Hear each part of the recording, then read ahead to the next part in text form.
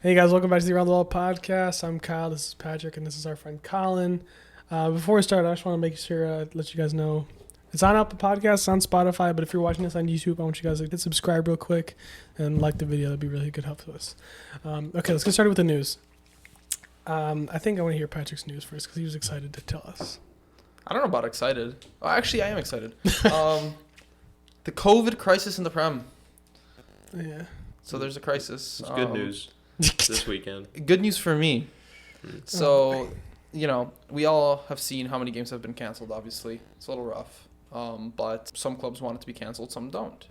Very simple. If your club has a COVID crisis going on, where, for example, like Chelsea, where Saul is playing goalkeeper next week. Saul does not deserve to be in the team whatsoever. But teams like, better teams in London who deal with their COVID crises. Check this guy out. Gets top four, thinks he can talk all the smack. That's what I was telling him the other day. But he posted something on his story for the first time in fucking years, and it's an Arsenal thing because they hit top four. Listen, guys, just don't worry about anything, all right? But look, it's very simple. They voted on Monday. You need 14 votes for everybody to agree out of the 20. 14 need to vote in favor, and it didn't work out. I think it's very self-explanatory. The clubs that are in good form and don't have a lot of players out, why would you vote in taking a break? No. You know what I mean? Like you are as a club, you're purely looking at yourself and what you want to achieve. There's no point of taking a break if you're like, for example, like I said, like Arsenal, we're fine with players. Why would we take a break? It's pointless. Like we're on great form right now. We've got Burnley Wolves coming up. We don't want to break. So I think that's why it just didn't go through. But it's a little rough right now. I think it's quite unfair what happened this past weekend with Chelsea. Chelsea genuinely didn't want to play the game because they just cannot field players. Like, they just don't have players. Yeah, they put in a request. And they didn't allow it to happen. And they allowed other games to be canceled. And I think that's purely because there's a quote-unquote bigger team. And they didn't want to get rid of the game because less viewers, et cetera, et cetera. Right. So what do you guys think about this whole situation? Comes down to there's a few factors. I think it comes down to a money thing. The Prem sees a Chelsea game.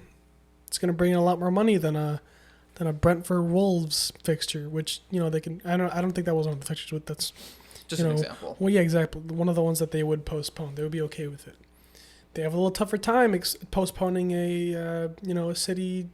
Leeds or something, just City playing, because we're gonna bring in money. But I think also the thing with not only money, but especially the smaller clubs, when they look at the bigger clubs, they're like, oh, you guys have loads of money and loads of players, you're fine, you'll deal with it, right? You've got an academy, you've got all these young guys, yeah, you're fine. Like they just assume that you're gonna be okay, and like it's like a standard thing. Like Chelsea obviously hold themselves to a standard. If they can't field the amount of players that they have to play that standard, they can't. Like it's detrimental to them to play that game. Oh, to play with Saul at left back. Well, and a telltale sign is there was 2 keepers as subs, which is unheard of. Why in the world would you need 2 keepers? Right. They have no other players to put on the bench. Right. They fielded 16 players. 5 subs, it's not normal. Yeah, not the normal amount. But I mean, it's just like, it sucks because obviously the bigger clubs are in the minority. There's less of them than there is the mid-table, the lower-table clubs. And if they're doing fine, there's no reason for them to be protesting against it. Right. It just depends on everybody. Like I said earlier, it just depends on their situation. You can't, obviously if you're at Chelsea, you want to break, but you can't blame other clubs for not voting, because if they were in that same situation, I wouldn't blame them either. They would do the same thing, right? If Chelsea were on like a 5-game unbeaten run, they've got one player who has COVID, everybody else is fine. Like, why would they want to stop? Right. I think it's just like luck of the draw. Well, what I think is funny is that the 4 games that went on all included the top 4 teams. So, and including a Liverpool-Tottenham game, which is a big game.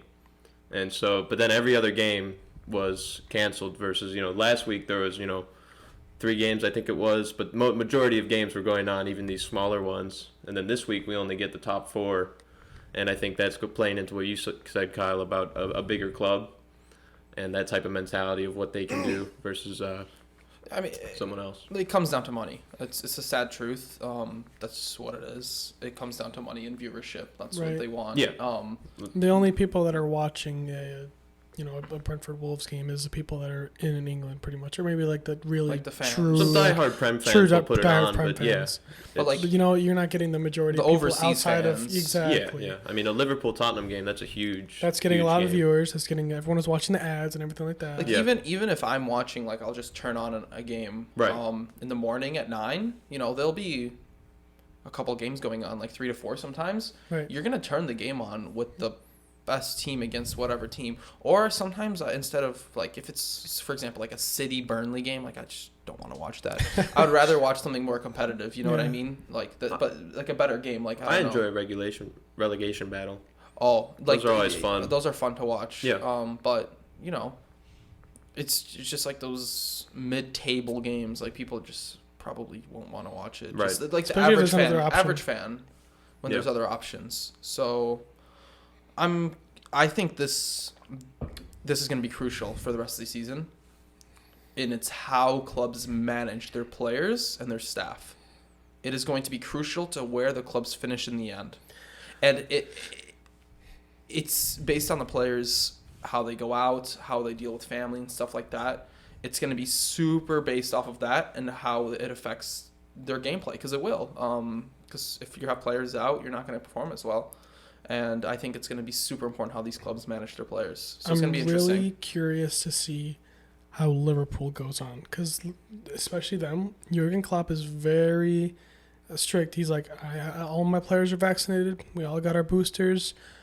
I'm curious to see if they come out with like the least amount of COVID cases, because if that happens, then that's just like a bona fide, like that's just like an actual real life example of like, okay, maybe this worked. Maybe this is a thing that the other clubs should do, because like you look at it, like some of the clubs, very little of vaccination rates and a lot of players out. I'm not trying to be political or anything, but it's just like you got to look at like what's going to solve the problem, what's going to bring us, keep us in the stadiums, keep the games going, what's going to keep the business flowing, and like at the end of the day, like you have to do what you have to do, and if you have to tell players you can't go anywhere except home in the training, then that's what it has to be. Like it's a job and it's a business and it's a global, like it's a sport. It's like I don't know. You put that 10, 12 years of your life to just that, and then after that you're done basically. Right, like come on. Like you don't have to go to a club after a game. Just Well, what I think is especially with interesting COVID, about Jurgen is he's always reiterating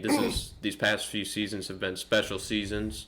I think he understands that more than any other manager. He really emphasizes the uniqueness of the time we're in, and I think that plays into him managing his players. Like you're saying, Kyle is very good at it. You make sure they're doing stuff right, strict, but in a good way. I mean, look at where Liverpool is. They're fighting for the title. Right.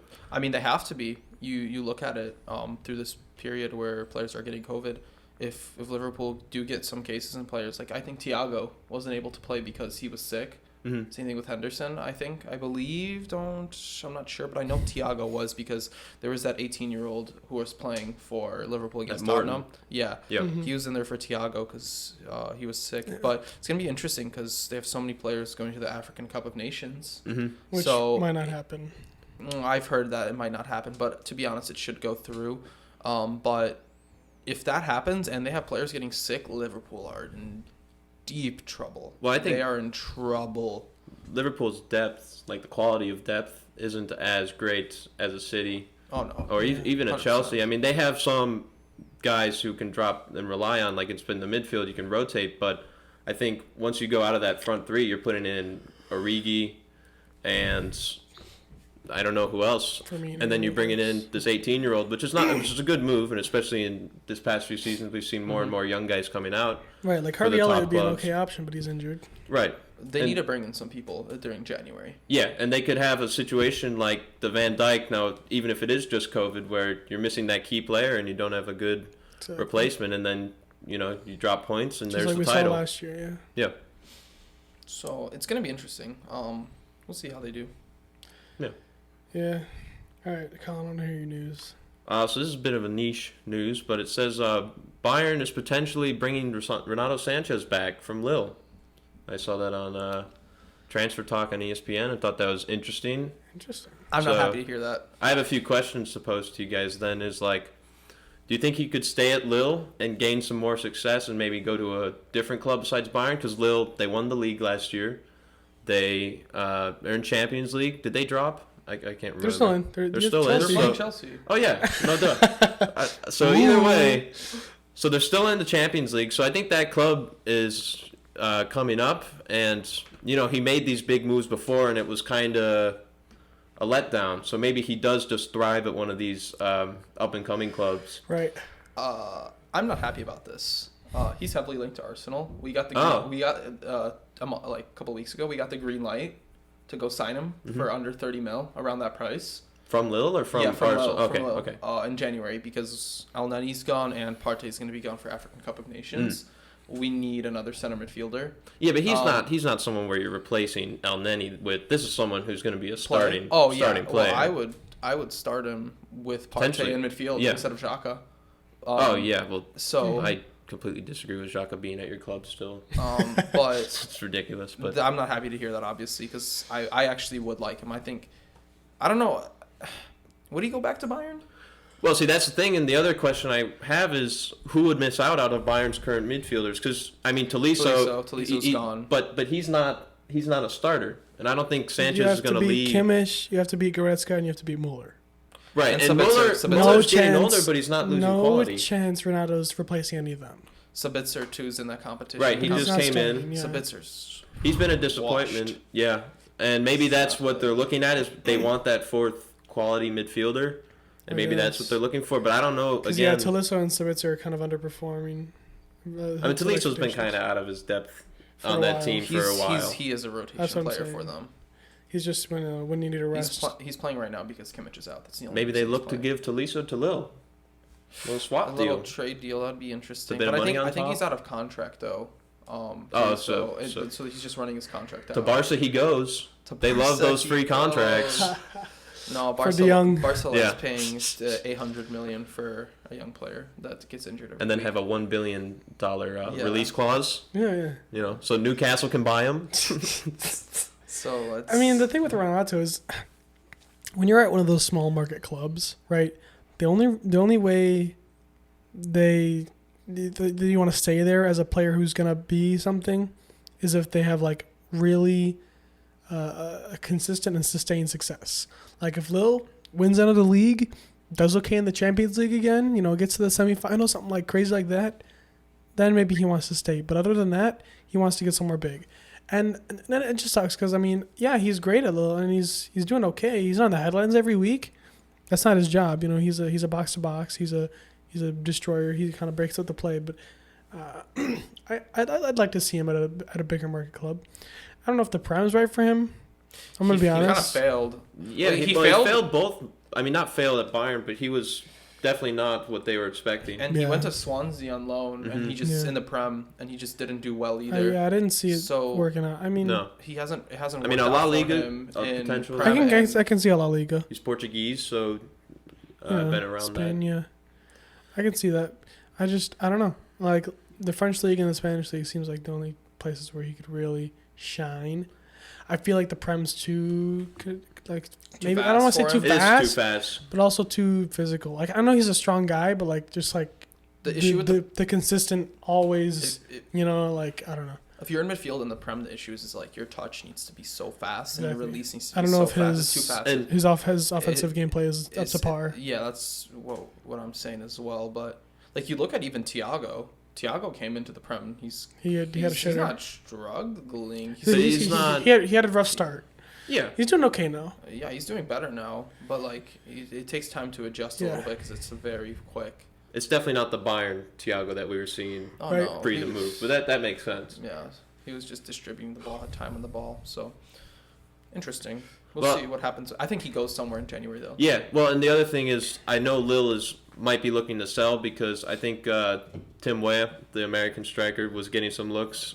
Seen on some U.S. news reports that he was getting some looks, and they're looking to sell him.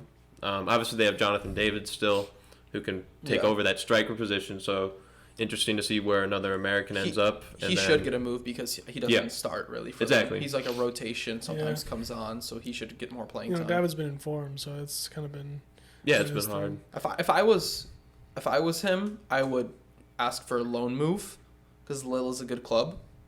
Jonathan David's gonna end up leaving in the next year or two. Lille's a selling club. He'll get his big move. David. Yeah.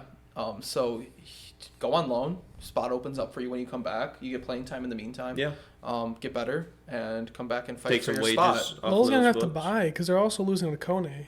Kone's going to Fiorentina. Yeah, but they may just be looking to become the Dortmund of League One. They are kind of though. If you look at them, they just sell. They are a selling club. And they get some young guy building up a little bit and sell off. even going way back, that's where Hazard came from. He came from Lille, so it's constant. They have that constant rotation, just like Pepe. Like Dortmund, basically. Pepe as well, but But these are all quality players that are coming out of Lille that are getting big moves, and so they're making their money back, and good for them. Oh yeah. What is your news, sir? So, news broke recently that Barcelona has approved a $1.5 billion revamp to Camp Nou. They are expanding it. Revamping, they want to here's the specific phrase they said. they want the Camp Nou to be the avant-garde of technology. Okay. Interesting. So right now it holds 99,000 people. They want to upgrade it to 105,000. A whole $6,000 person difference. The $1.5 billion, 6,000 extra seats. Well, they need to redo the whole stadium It's because and they're also expanding the whole campus. I haven't for the La Masia. Okay, I haven't been to the Camp Nou myself, but I know people who have, and I've spoken to them about it, and they told me that as the size of the club, you expect the stadium to be very nice. Mm-hmm. They said that when they went on the stadium tour, it was very expensive, and the stadium is falling apart. It is old. It is old, and it needs to be they told me that it's just old and it's falling apart. It just doesn't look good on the club. The seats aren't good. They're old. Also falling rusting. Parts are rusting away. The concrete, you can tell it's cracking up and stuff. Sure. So I'm not surprised that they've been talking about doing that. It's 64 years old. They haven't done a major revamp in 64 years. Yeah, so you can 64 years, stuff is gonna look not too hot, Plus, your direct rivals just made a huge move on their stadium, the Bernabeu, and I think this is almost a direct response to that. I mean, because the rate Barca's going right now is they're relying on their club's past to maintain the club that they are. Yeah. I mean, what are they, 7th in La Liga? If that. Right. So, I mean, they need to get through this period and start making some money, which I don't know how extra $1.5 billion It's coming from a third-party loan, so that's another $1.5 billion are going to be in debt. That's exactly what I was going to talk about. Where is this money coming from? That's big news. What monopoly money? Yeah, man is back some in the billionaire Barcelona. that likes is a Barcelona fan. It's okay, sure. Here, redo the stadium. Well, they're not expecting to make their money back ever. Right. I can't imagine. It's gonna be an infinite loan. Yeah, $1.5 billion. It's pretty much a grant. Yeah. But then that's just gonna leave Barca in this weird picking up people who don't have contracts. I know they're looking at Azpilicueta, Spanish, who's out of contract. I saw that. He's gonna go. I mean, that's not a bad move, but it's Barcelona. Old. Yeah, he's 33, 34, and he's going to Barcelona. He's going to have to play center back. Right. Well, yeah, that is a good point. Unless they bring in a right back. Because, they got Dani Alves. Yeah, man, imagine you're rotating Azpilicueta and Dani Alves, I'm grandpas. not going to lie. There might be some dark times coming up for Barcelona and their fans. People are thinking that give it a year or two. No, I think this is going to be a long thing. Vinny Jr. would run riot on Alves and Aspi after 60 minutes of a game. They're just going to be gassed compared to Vinny. I hope Vinny's they're going to catch up to that guy. Have a play date. He's going to have a few Ballon d'Ors if they keep this up. So that's a big thing. I think the La Liga is very interesting right now. You have the emergence of Sevilla as a up and coming club. I mean, obviously they've been historically big, but not at the level of Barca and Real, who have dominated that league. and I just saw today they made it into the top 10 clubs in the world right now. So for the first time, Sevilla. Really? They were number 9. They moved up. I forget past who, but That's very interesting. yeah. And I think Atletico has a big chance here to make a bigger stake into the La Liga history. If they could Over claim a few Barca. titles and Yeah. Right. become a bit of a dominant force, then I think La Liga could shake up to be very interesting these next few years. I mean, I agree, but like I said, it's definitely going to come. Other clubs' fortunes are going to come from Barcelona's fall. Yeah, And they're at the expense of Barcelona. I don't think they're going to, like, 2 years' time, I just don't see them improving, like, unless they get money. But where are they going to get money from? They don't have money. It's so much debt. And They have no everything. way to make money. Like, unless they keep going to these billionaires and just be like, Like, "Please you can buy us sell- players."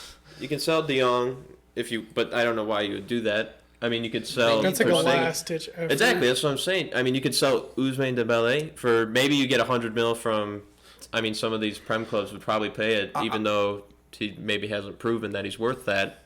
I think they need to get rid of De Jong, Ter Stegen, Dest, Dembele, Coutinho as well. Get him out for as much money as you can. Okay, 25. and then all of those, and I think they purely need to rely on the academy and see what they can do. Like I mean, purely rely on the academy and try and stable the ship, and don't they cannot put the pressure of being what they used to be because they're not anymore. Yeah. At the moment of time, they're not. They need to focus on just rebuilding. Because if you put pressure on these young kids, it's not going to be well. You need to let them go out there, have fun, develop, obviously put a little pressure on, but not the type of pressure of winning Champions League trophies. You know what I mean? So Exactly. they need to focus on that rebuilding stage. Otherwise, it's going to be not good. I think the stadium revamp is going to be like a Push a forward. metaphor for a rebirth. a metaphor for their rebuild period, because they're not going to be returning until 24 or 25. Oh wow. So you think maybe by then they'll start to pick back up and come back into the new stadium, they can compete again. That's like the best case scenario. Is that when the stadium's supposed to be done? 24, 25? Until then, they'll be playing in some smaller stadium in the Montjuic neighborhood, the Olympic Stadium. Interesting. Only holds Well, like 40,000 people. You see Xavi come in, and that, from an outside perspective, Xavi coming in after playing some decent football in where is it, Saudi Arabia? I think he was. His team was Qatar, yeah. decent, looked well set up, and obviously that's a completely different league than La Liga. But you normally get that manager boost period, and especially with the club legend coming in, I thought that would happen. And I didn't see it happen at all. It's just proving that it's not a manager issue. Yeah, no, It's just I think totally it's proving. no doubt. Barca fans need to realize it's the players. It's just not good enough. He brings in his 10 It's commandments not and doesn't good do enough. anything. I think We'll see at the end of the season where they're at. Yeah, Simple. I think Pedri would be a good building block, like you said, to build out of the academy. I think Yeah, I rate Pedri. you got Yeah. Gavi, Yeah. got, Ansu Fati. They need to just focus on that and Right. build around that. Build that Exactly. spine. They got that center back, the Uruguayan Araujo. He's pretty good. And not all these guys are going to become world class, but they're going to be quality players. I mean, That's coming out of the Barcelona academy, that's Exactly. what you expect. And yeah. You know what sucks is the downfall of Ter Stegen. Man, you Well, think he used to be like top of the world. I I remember- used to rave. I was like, he's clearly the best keeper in the world, but nah, he's shocking now. I remember you telling me yesterday he is the worst rated, average rating He has the lowest average the- match rating in the entire La Liga. out of every Wow. single player. Every single player. He's the worst. So he's basically the worst player in the league. 5.46. Worst player in the league. Like dictionary definition, worst player in the league. So It's so sad.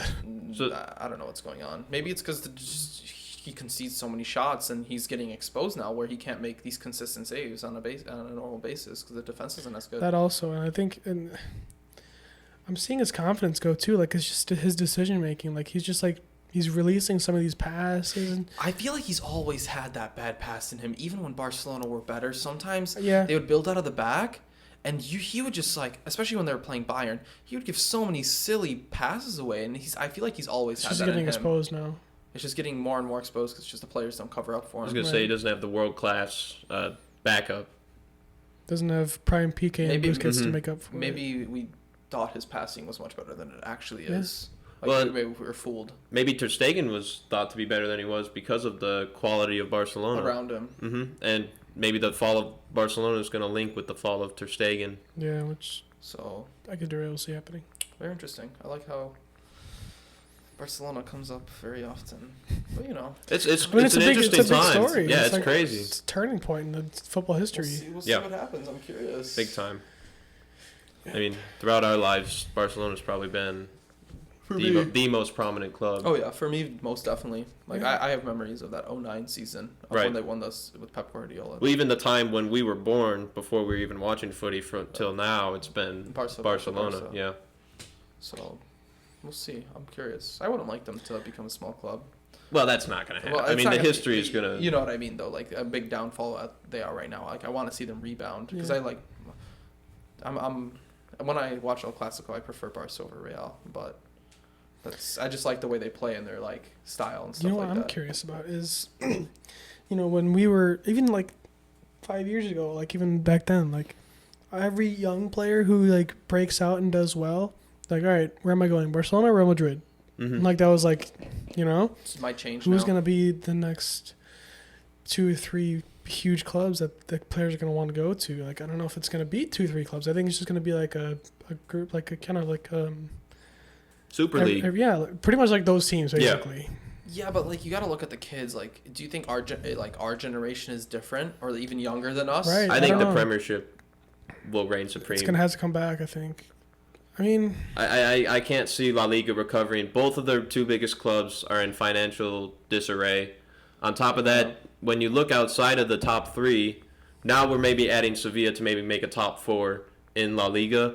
But you look past that, they don't have like your Tottenham, you don't have your Everton, West Ham, bigger clubs that aren't necessarily these Champions League clubs, but they still make the general league a lot better than your average league. That's really interesting because, like, for us, even we still look at Barcelona and Real because we grow up and like I look at, like, for me that's the peak. Like, you will always be competing for everything with them. right. But for kids like right now who are like 10 years old, around that age, I'm guessing it's like it's more City, Liverpool. City, Bayern, Yeah. Liverpool. So Bayern it's for like sure. Bayern, no for doubt. sure. I feel like Bayern's the thing always is- gonna have a fan base. Yeah, Bayern's always gonna fit, but you don't really see players that like, oh, I'm going to Bayern. Like, Destined for Bayern. Like unless they're German and then the Yeah. Bundesliga, which is weird. well, I I don't think Just you kind of the can philosophy. tell that our generation grew, or our, I guess, age grew up with these Real and Barca ideas because you look at Haaland and Mbappe, they still want to go to. I mean, Mbappe for sure still wants to go to Yeah, Real. he's no going to matter Real. no matter the situation the club's in. I mean, he wants to be that guy that's at Real and wants to make it good again, great again. By the way, can we take a look at Vinicius, Benzema, Mbappe next season? Oh my goodness, it's Well, going see, to where Do you does think Mbappe's where gonna play does on the Benz? Mbappe on the right, I don't think he's gonna thrive there. I on just the right. I just with don't those see three, it. I think he needs to Be central. be where Benzema's going to be, which is going to cause some issues. I think Benz is gonna. He can play. He plays with Benz. In the France team, and And they they play link well. up very well. They link up But very So well. maybe they do. Don't they 4, play- the 2 up top? Don't they play 2 up top in France? Do they? I don't know. I'm not sure. I thought so, because wasn't I- it Giroud and Mbappe? I mean, this was 4 I years think ago they did that. here's the but- thing. I think Mbappe plays on the left, Mhm. and I'm pretty sure he plays on the left, and Benz is up top. No, Mbappe But- on the left is a different story. I'd agree with here's that. the problem: Vinny's on the left. So Right. I think they need to be wingers. They need to figure it out. If Mbappe's really that good, he can play on the right. Come on, dude. I mean, Carlo Ancelotti, he think likes he a can play on the 4-3-3 too. It's gonna be a 4-3-3. So yeah. I think it's gonna be those 3 up front. Okay, they played with 2 up top most of the Euros. Yeah. Really, with Yeah. Mbappe and Benz. Yeah, Maybe they'll change And it. they didn't- that's well, a possible. Maybe The thing throw with Vinny, France is they don't really have a lot of wingers. They played with 4 Yeah, center you They have a mids. lot Coleman, of They Dembele. played with 4 center mids. Most Coleman- Rabiot, Griezmann, Pogba, Kante. They have a lot of wingers though. Nah, I'm trying to think. Coleman, Dembele. Dembele was Diaby. injured. But Diaby's but not then on the we're, team. we're automatically a class below the other wingers in Yeah, the Euros. Diaby wasn't on the team. Diaby Is that, like, I mean, that just proves it's not. Coleman was not the only winger really, and he played. He could do a Who's job that? at right wing, but it wouldn't be the same Mbappe we're seeing now. I mean, he needs to get he's positioning and speed, and so it's hard to position yourself from that right wing to where I think he wants to be, which is like Cutting it right in front of the keeper or just to the left, just to the right, but always within the goalposts. I think they'll work it out. I think they will play with 4-3-3 though, or like maybe a very I think they'll narrow be a 4-3-3, 4-4-2, 2 up I top. think they'll have to. But then that throws around their midfield. I know. That's what I mean. Cruz, Modric, and Casemiro. They're gonna have to figure it out. They will. Man. I don't think there's a problem. Do you think they go 3 in the back?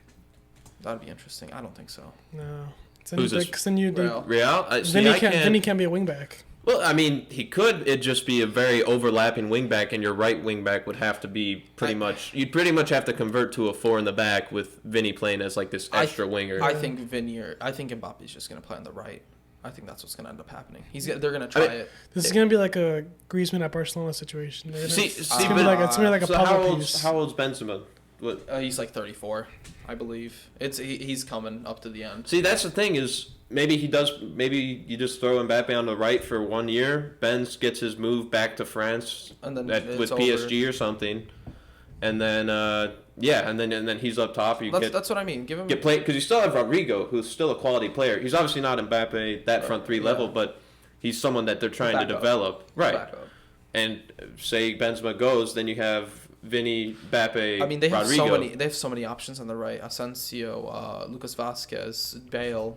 Bale's in the dump. Benzema